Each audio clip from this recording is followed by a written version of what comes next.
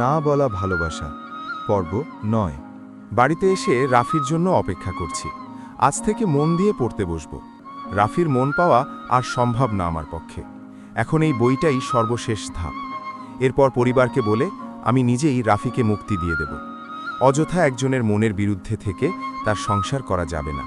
যেখানে মনের মিল নেই সেখানে না থাকাই ভালো। এমন অনেক কথা ভাবতে ভাবতে ঘুমিয়ে গিয়েছিলাম। রাফির ডাকে ঘুম ভাঙল। দুজনে খাওয়া দাওয়া শেষ করলাম। রাফির রুমে চলে গেল আর আমি পড়ার রুমে আসলাম র্যাপিং করা বইগুলো নিতে। সাইমা: ব্যস্ত আছেন? রাফি: একটু একটু। সাইমা: এটা আপনার জন্য। বইগুলো এগিয়ে দিয়ে: আমার জন্য? কি আছে এগুলোতে? সাইমা: দেখেন কি আছে। পছন্দ হবে কিনা জানি না, তবে বিয়ের পর এইটা আমার দেয়া আপনাকে প্রথম কোনো উপহার। রাফি: আচ্ছা দেখি কি আছে। আর শোন, আজ থেকে ভালো করে পড়তে বসবে, অন্যদিকে মন দেয়া যাবে না। সাইমা: আচ্ছা আমি যাই তাহলে। রাফি: যাও। রুমে এসে পড়তে বসলাম। জানি না বইটা পড়ার পর রাফি আমাকে গ্রহণ করবে কিনা, তবে এইটাই শেষ। সাইমা একটা গিফট দিয়েই চলে গেল। ল্যাপটপ রেখে প্যাকেট খুলে ফেললাম। খুলেই দেখি দুটো বই। এত কিছু রেখে বই গিফট দিল কেন? কি জানি, কিছুই মাথায় আসছে না। বইটা খুললাম পড়ার জন্য। বিছানায় শুয়ে পড়েছি। এখন আর ল্যাপটপে কোনো কাজ করব না। বই খুলতেই একটা লেখা কলিজায় আঘাত করল। মহানবী সাল্লাল্লাহু আলাইহি ওয়াসাল্লাম বলেছেন, তোমরা নারীদের প্রতি কল্যাণকামী হও। তোমাদের মধ্যে সেই উত্তম যে তার স্ত্রীর কাছে উত্তম। তিরমিজি। ইস, আমি কি তাহলে উত্তম না? আমি তো কত খারাপ ব্যবহার করি ওর সাথে। বুকের মাঝে কেমন যেন করে উঠল। এবার পরের পেজে গেলাম। এখানেও কিছু লেখা আছে যা আমার কলিজায় বেঁধে গেল। স্ত্রীর শুধু দোষ নয়, তার গুণগুলোও খুঁজে বের করা দরকার, সেগুলো প্রকাশ করা দরকার। অপছন্দনীয় কিছু দেখলে অমনি তেতে ওঠার কোনো কারণ নেই। স্বামী তার স্ত্রীর প্রতি যেন অন্যায় আচরণ না করে। তার কোনো একটা স্বভাব পছন্দ না হলেও অন্য আরেকটা স্বভাব পছন্দ হবে। মুসলিম। আল্লাহ তাআলা বলেন, পুরুষগণ নারীদের প্রতি দায়িত্বশীল, যেহেতু আল্লাহ একের উপর অন্যকে প্রাধান্য দিয়েছেন এবং তারা তাদের সম্পদ হতে ব্যয়ও করেন। সূরা নিসা আয়াত ৩৪। মহান আল্লাহ তাআলা ইরশাদ করেন, আর তোমরা তাদের সঙ্গে উত্তম আচরণ করো, আর যদি তাকে তোমার অপছন্দও হয় তবু তুমি যা অপছন্দ করছো আল্লাহ তাতে সীমাহীন কল্যাণ দিয়ে দেবেন। সূরা নিসা আয়াত ১৯। রাসূলুল্লাহ বলেন, কোনো মুমিন পুরুষ মুমিন মহিলার ওপর রুষ্ট হবে না, কেননা যদি তার কোনো কাজ খারাপ মনে হয় তাহলে তার এমন গুণও থাকবে যার উপর সে সন্তুষ্ট হতে পারবে। সহিহ মুসলিম হাদিস ১৪৬৯। অন্য হাদিসে ইরশাদ হয়েছে, তোমরা নারীদের প্রতি ভালো আচরণের উপদেশ দাও। সহিহ বুখারী হাদিস ৫১৮৪। এইগুলো পড়ে কেমন যেন লাগছে আমি আল্লাহর কত বিধান অমান্য করেছি। এখন আমার ঠিক হতে হবে। এবার আরেক জায়গায় আরেকটা লেখা দেখে মনটা ভালো হয়ে গেল। আসওয়াদ রহমাতুল্লাহ বলেন, আমি আয়েশাকে জিজ্ঞেস করলাম রাসূলুল্লাহ ঘরে কি কাজ করতেন। তিনি বলেন, রাসূলুল্লাহ ঘরের কাজে ব্যস্ত থাকতেন, অর্থাৎ গৃহস্থালির কাজে পরিবার পরিজনের সাহায্য থাকতেন। যখন নামাজের সময় হতো নামাজে চলে যেতেন। আমি তো তাহলে কোনো কিছুই করি না। হঠাৎ ছোটবেলার কাহিনী মনে পড়ে গেল। আম্মু যখন রান্নাঘরে কাজ করত তখন আব্বুও আম্মুকে সাহায্য করত। আম্মু চুলায় রান্না করত আর আব্বু তরকারি কেটে দিত। আবার যখন আম্মু কাপড় চোপড় কাচতে যেত আব্বু ধুয়ে দিয়ে সাহায্য করত। এভাবে অনেক কিছুই করতে দেখেছি, কিন্তু তখন বুঝিনি এগুলো সুন্নাত। এখন থেকে এগুলো আমিও করব ইনশাআল্লাহ। আর কয়েকদিন পর থেকে সাইমার পরীক্ষা শুরু হবে। ইদানিং মেয়েটা আমার সাথে আর ঠিকমতো কথা বলে না। পড়াশোনায় ব্যস্ত, তাই হয়তোবা। ও যখন পড়াশোনা করে তখন ওর রুমের দরজায় যেয়ে এক ঝলক দেখে চলে আসাটা আমার অভ্যাস হয়ে গেছে। আর ওর গিফট করা বইগুলো পড়ার পর থেকে ওর প্রতি অনেক দুর্বল হয়ে গেছি। কিন্তু কি যে করব বুঝতে পারছি না। বলেই দেব যে আমি ওকে ভালোবাসি? ধুর, আরও কিছুদিন যাক, সাইমার পরীক্ষা শেষ হোক, আর এর মধ্যে গাছের গোলাপগুলোও ফুটে যাবে। সাইমার খুব ইচ্ছে গাছের গোলাপ দিয়ে আমি প্রপোজ করব। ঠিক আছে, ওর শখ মতোই করব। সাইমাকে আর কষ্ট দিব না। চেহারা দিয়ে আর কি হবে, যা হবার তা তো হয়েই গেল। সাইমা আবার সবসময় মন খারাপ করে থাকে। আর কয়েকদিন যাক, তারপর একটা সারপ্রাইজ পাবে সাইমা। অনেক দিন যাবৎ সাইমার গোলাপি ডায়েরিটা খুঁজে পাই না। অনেক সময় ধরে খুঁজছি কিন্তু পাচ্ছি না। কোথায় যে রেখেছে? এর আগে মাঝে মাঝে লুকিয়ে লুকিয়ে ডায়েরি পড়তাম, কিন্তু ও কি জেনে গেল যে আমি ওর ডায়েরি পড়ি? ধুর, মাথায় আসছে না। কিন্তু যে করেই হোক আমার ডায়েরি চাই। আমাকে নিয়ে কি লিখলো দেখব। আমার দেখা লাগবে, মাস্ট। অনেক সময় খোঁজাখুঁজি করে অবশেষে ডায়েরিটা পেলাম। বিছানায় যেয়ে বসলাম, কিন্তু ভাগ্য ভালো ছিল না। ঝড় শুরু হয়েছে বাইরে, আর কারেন্ট সাথে সাথেই চলে গেল। তাও কোনো সমস্যা নেই, আমি এই ঝড়ের মধ্যেই লুকিয়ে পড়ব। কিন্তু সাইমা না আসলেই হয়। আস্তে করে ডায়েরিটা খুলে সেই পেজ বের করলাম যেখানে এর আগের বার শেষ করেছিলাম। এবার দেখছি তেমন কিছু লিখিনি, যা লিখেছে তা অভিমান করেই লিখেছে। আমি ছাদে যেতে বললে বুঝি আপনার কষ্ট হয়? ঠিক আছে, আর যেতে বলবো না। আপনার কষ্ট হয় এমন কোনো কাজ আমি করতেই পারি না। তারপরের পেজে লেখা, আজ থেকে আমার পড়াশোনায় মন দেয়া লাগবে, তাই আর আপনাকে একটুও জ্বালাবো না, ভালো থাকেন। উড়ে বাবা, এত অভিমান! দেখি তারপরে কি লেখা। শুনেছি বিয়ের পর যখন বউ পড়াশোনায় ব্যস্ত থাকে তখন মনের মানুষটা ভাত খাওয়ায় দেয়। ধুর, আমি তো কারোর মনের মানুষ হতেই পারিনি। আমি কাছে যেয়ে গল্প করলে বুঝি রাগ হয়? ঠিক আছে, আর যাব না। হিহি, মেয়েটার এত অভিমান। যাই দেখে আসি কি করছে পাগলিটা। এই রুমের ভিতর আইপিএসের কোনো কানেকশন নেই, তাই অন্ধকার, কিন্তু একটু আলো দেখা যাচ্ছে। দরজাটা আস্তে করে খুলে দেখি পাগলিটা পড়ছে। আবার চলে আসলাম। মনটার মধ্যে কেমন যেন হচ্ছে, তাই সাইমার দেয়া বইগুলো নিয়ে বসলাম। বই খুলেই চোখে বাঁধল, ইসলামী শরীয়তে স্বামীর ওপর স্ত্রীর জন্য যে অধিকার সাব্যস্ত করেছে তার সার কথা হলো: ১. পূর্ণ মহারানা আদায় করে দেয়া। ২. প্রয়োজন মাফিক অন্ন, বস্ত্র ও বাসস্থানের ভালো ব্যবস্থা করা। ৩. স্ত্রীর সঙ্গে সদাচরণ করা। ৪. মাঝে মধ্যে মাহরাম আত্মীয় স্বজনের সঙ্গে দেখা করার সুযোগ দেওয়া। ৫. প্রয়োজন মতো দিন শেখানোর ব্যবস্থা করা। ৬. ইসলামী শরীয়ত কর্তৃক নিষিদ্ধ কাজ থেকে বিরত রাখা। ৭. প্রয়োজন মতো সহবাস ও জৈবিক চাহিদা পূরণ করা, ইত্যাদি।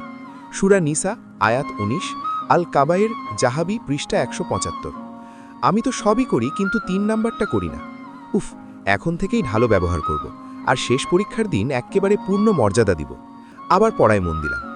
মহানবী সাল্লাল্লাহু আলাইহি ওয়াসাল্লাম বিদায় হজের ভাষণে দীর্ঘ বয়ানের এক পর্যায়ে বলেছিলেন, অতএব তোমরা স্ত্রীদের ব্যাপারে আল্লাহ তাআলাকে ভয় করো, কেননা তোমরা তাদেরকে আল্লাহর আমানত ও প্রতিশ্রুতির সঙ্গে গ্রহণ করেছ, এবং তোমরা আল্লাহর হুকুমেই তাদের লজ্জাস্থানকে হালাল হিসেবে পেয়েছ। হাদিস শরীফে এসেছে, স্মরণ রেখো, তোমরা সবাই দায়িত্বপ্রাপ্ত, তোমরা সবাই নিজ নিজ দায়িত্ব সম্পর্কে জিজ্ঞাসিত হবে। রাষ্ট্রপ্রধান তার প্রজাদের হকের ব্যাপারে জিজ্ঞাসিত হবেন, পুরুষ তার পরিবার পরিজনের বিষয়ে জিজ্ঞাসিত হবে। বুখারী, হাদিস নাম্বার ৮৯৩। রাসূল সাল্লাল্লাহু আলাইহি ওয়াসাল্লাম বলেন, জেনে রেখো, তোমাদের স্ত্রীদের ওপর তোমাদের যেমন অধিকার রয়েছে, অনুরূপভাবে তোমাদের ওপরও তোমাদের স্ত্রীদের অধিকার রয়েছে। সুতরাং তোমাদের স্ত্রীদের ওপর তোমাদের অধিকার হলো, তারা যেন তোমাদের বিছানায় এমন কাউকে যেতে না দেয় যাকে তোমরা অপছন্দ করো, এবং তারা যেন তোমাদের ঘরের মধ্যে এমন কাউকে অনুমতি না দেয় যাকে তোমরা অপছন্দ করো। আরও জেনে রেখো, তোমাদের ওপর তাদের অধিকার হলো, তোমরা তাদের বস্ত্র ও অন্যান্য ব্যাপারে তাদের প্রতি উত্তম ব্যবহার করবে। মহান আল্লাহ রাব্বুল আলামিন কুরআন কারিমে এ প্রসঙ্গে বলেন, আর এক নিদর্শন এই যে তিনি তোমাদের জন্যে তোমাদের মধ্য থেকে তোমাদের সঙ্গিনীদের সৃষ্টি করেছেন, যাতে তোমরা তাদের কাছে শান্তিতে থাকো, এবং তিনি তোমাদের মধ্যে পারস্পরিক সম্প্রীতি ও দয়া সৃষ্টি করেছেন। আর পড়তে ভালো লাগছে না। আজ থেকে আমার পরীক্ষা শুরু হবে, প্রথম পরীক্ষা, তাই একটু ভয় লাগছে। আমাকে মনে হয় কেউ নিয়ে যাবে না, একা একাই যাওয়া লাগবে। সব পড়া শেষ করেছি, আল্লাহর কাছে সাহায্য চেয়ে 2 রাকাত নামাজও পড়লাম। আব্বু আর আম্মুর কাছেও কল করেছিলাম, আপুর কাছেও। সবাই দোয়া করল, ভালোই লাগছে সবার দোয়া পেয়ে। রুম থেকে বের হলাম। আজকে রাফির আব্বু নিয়ে যাবে। রাফি কাল রাত থেকে আমাকে অনেক কেয়ার করছে। প্রথমত হাতে করে ফার্স্ট টাইম ভাত খাওয়াই দিল, তারপর বারবার রুমে এসে দেখলো আমি কি পড়ছি আর কত দূর পড়া লাগবে। উফ, ভাবা যায় এগলা। আবার সকাল থেকেও বেশ ভালোই কেয়ার নিল। আবার শুনছি আম্মুকে নাকি আজ রান্নার কাজেও সাহায্য করেছে। এসব ভাবতে ভাবতে রুম থেকে বের হলাম। বের হয়েই রাফির সামনে পড়লাম। সাইমা, পরীক্ষা দিতে যাচ্ছি, দোয়া করবেন। রাফি, যাও, সব ভালো করে লিখবে, বুঝলে, ভয় পাবে না। সাইমা, আব্বু যাবে না আমি একাই যাব? রাফি, আব্বু যাচ্ছে, অফিসে অনেক কাজ তো, তাই যেতে পারছি না। সাইমা, আচ্ছা। রাফি, দেখি সব ঠিক করে নিয়েছো নাকি? সাইমা, নিয়েছি। রাফি, আচ্ছা যাও, আসসালামু আলাইকুম। পরীক্ষা আলহামদুলিল্লাহ ভালোই হলো, এখন বাড়িতে ফিরতে হবে। যদি রাফি আসতো তাহলে কতই না ভালো হতো। আমার কি আর সেই কপাল আছে? আজ যদি কালো না হতাম তাহলে রাফির ভালোবাসা পেতাম।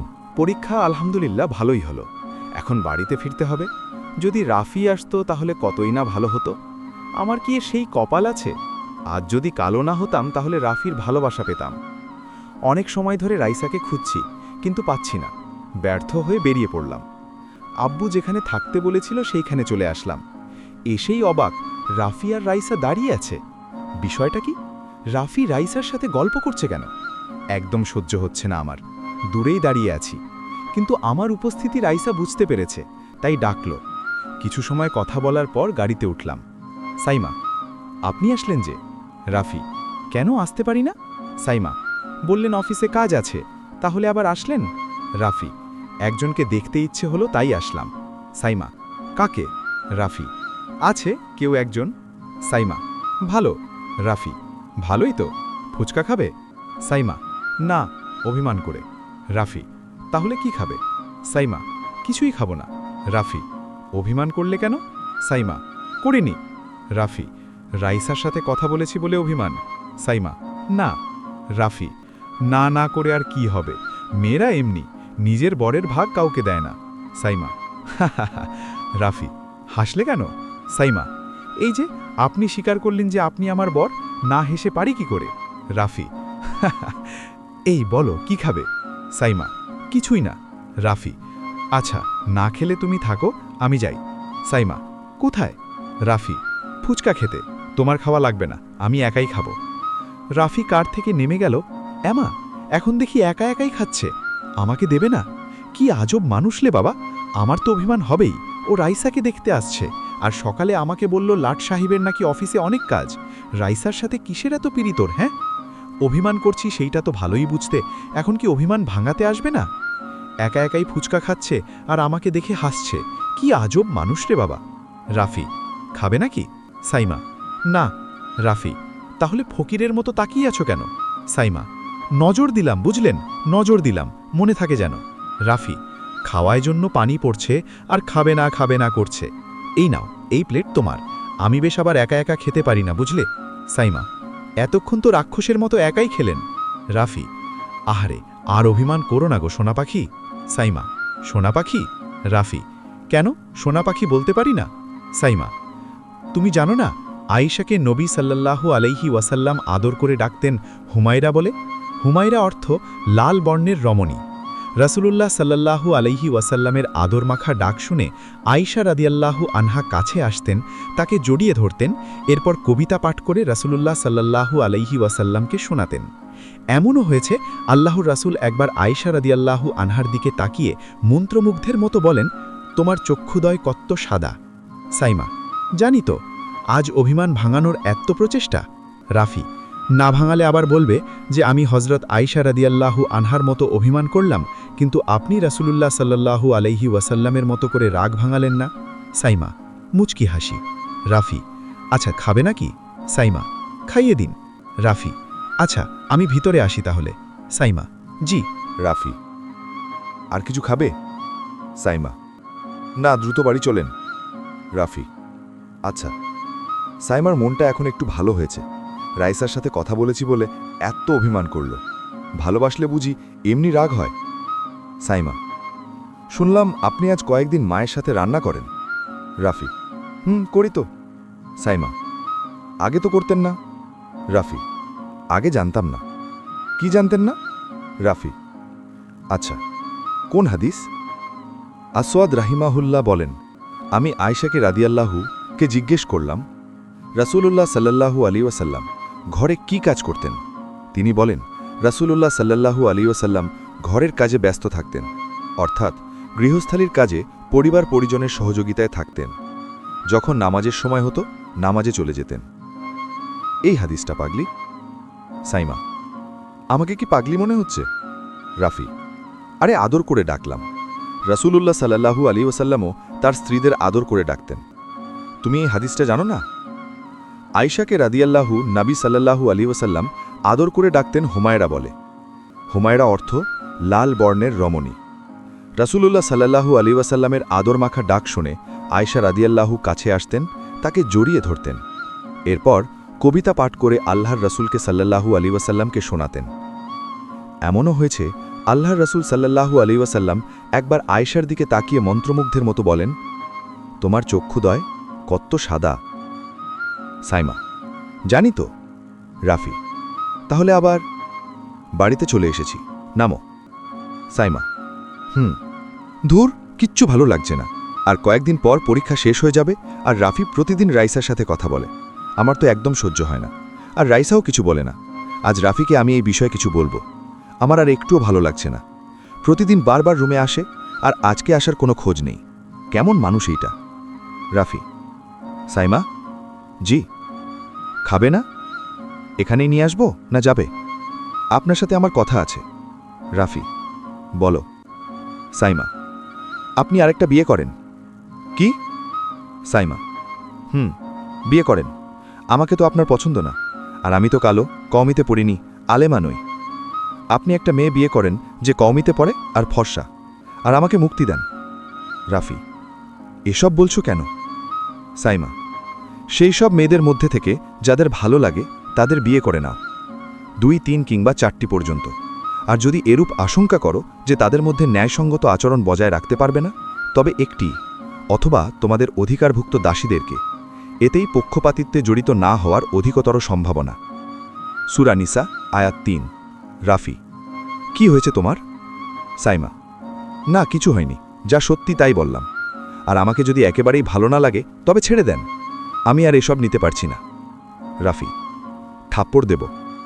সাইমা: আয়েশা রাদিয়াল্লাহু থেকে বর্ণিত, তিনি বলেন, রাসূলুল্লাহ সাল্লাল্লাহু আলাইহি ওয়াসাল্লাম কখনো তার কোনো খাদেমকে অথবা তার কোনো স্ত্রীকে মারপিট করেননি এবং নিজ হাতে অপর কাউকেও প্রহার করেননি। বুখারী। তাই আপনিও করবেন না। রাফি: তুমি এমন করছো কেন? কোনো সমস্যা? সাইমা: না, কোনো সমস্যা না, আমার আর ভালো লাগছে না তাই বললাম। রাফি: এতদিন তো ঠিকই ছিলে, আমি কত বকতাম, কিছু বলতে না, আর আজ? সাইমা: না, অনেকদিন ধরেই ভাবছি বলবো, কিন্তু আর না বলে পারছি না। রাফি: চলেই যখন যাবে তখন এতদিন মন জয় করার চেষ্টা করেছো কেন? সাইমা: এতদিন ভালো ছিল সব, এখন রাইসা? রাফি: কি, থামলে কেন, বলো, রাইসা কি? সাইমা: কিছু না। রাফি: ও বুঝছি, আচ্ছা ঠিক আছে, খাবে চলো। সাইমা: ভালো লাগছে না। রাফি: ধুর, চলো। মেয়েটা আজ মন খারাপ করেছে, প্রচণ্ড আকারে। মন খারাপ হওয়ারই কথা, এতদিন যত খারাপ ব্যবহার করেছি, কিন্তু এখন যে কি করি? আর মাত্র 2টা পরীক্ষা আছে ওর, তারপরেই তো বলে দিব, সমস্যা নেই। আর রাইসাকে নিয়েও একটু হতাশায় ভুগছি, কি যে করি। ধুর, একটু বই নিয়ে বসি। না, আগে ডায়েরিটা খুঁজতে হবে, কোথায় যে রেখেছে। এই তো পেয়েছি, কিন্তু শুধু 1 পেজ লিখেছে কেন? তাও আবার লিখেছে, আপনার সাথে কোনো কথা নেই, আপনি ভালো না, আমাকে রেখে রাইসার সাথে কথা বলেন, আর আমাকে দেয়ার মতো কোনো টাইম আপনার থাকে না, আমি চলেই যাব, আর থাকব না। ঈশ্বরে, মেয়েটার কত অভিমান। যাই হোক, সাইমার দেয়া বইগুলো একটু পড়ি। কি যে করব এখন? আর 2টা দিন, তারপরেই আমার রানীকে নিয়ে আসব। বিছানায় যে বইটা খুললাম, একটু পরে আবার পাগলিটালে দেখতে যাব কি করছে। উফ, কবে যে বলবো ভালোবাসি সাইমা। বই খুলেই একটা হাদিস পেলাম, প্রত্যেক স্বামীর দায়িত্ব তার স্ত্রীর ভরণ পোষণ করা, স্ত্রীর জন্য পর্যাপ্ত খাদ্য, আরামদায়ক বাসস্থান, উপযুক্ত পোশাক এবং অন্যান্য সুযোগ সুবিধার ব্যবস্থা করা। সর্বোপরি একজন স্বামীর দায়িত্ব হল স্ত্রীর দৈনন্দিন চাহিদা পূরণ করা। হাকিম ইবনে মুয়াবিয়া আল কুশাইরি হতে তার পিতা থেকে বর্ণিত, তিনি বলেন, একদা আমি বলি, হে আল্লাহর রসুল, আমাদের কারো উপর তার স্ত্রীর কি হক রয়েছে? তিনি বললেন, তুমি যখন আহার করবে তাকেও আহার করাবে, তুমি পোশাক পরিধান করলে তাকেও পোশাক দেবে, তার মুখমণ্ডলে মারবে না, তাকে গালমন্দ করবে না, এবং পৃথক রাখতে হলে ঘরের মধ্যেই রাখবে। আবু দাউদ 2142। বাহ, কি সুন্দর হাদিস। মানুষের সামাজিক চাহিদার পাশাপাশি রয়েছে জৈবিক চাহিদা।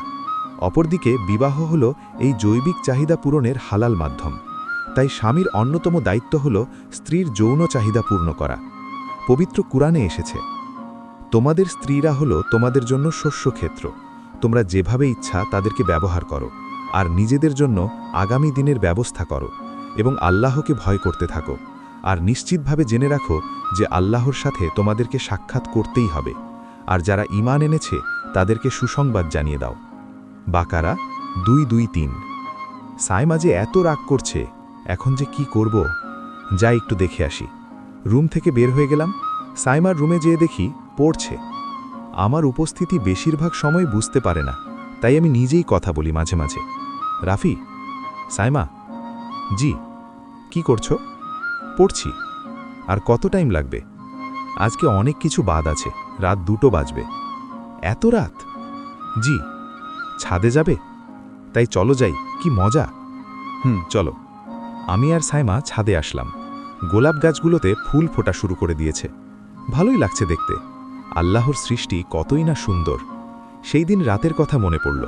সাইমা গোলাপ দিয়ে প্রপোজ করার কথা বলেছিল। রাফি, দেখো গোলাপ ফুটেছে। তাই তো দেখছি। কি কিছু বলবা মা? কি বলবো? না কিছু না। কিছু সময় পরই চলে আসলাম। সাইমা আবার পড়তে বসবে তো। রাইসা, রাফিকে ডিভোর্স দেওয়ার কথা বলা ঠিক হয়নি। এখন বুঝছি রে। তুই আগে বললি না কেন যে এই বিষয়ে কথা বলে ও বলতে নিষেধ করেছে তাই।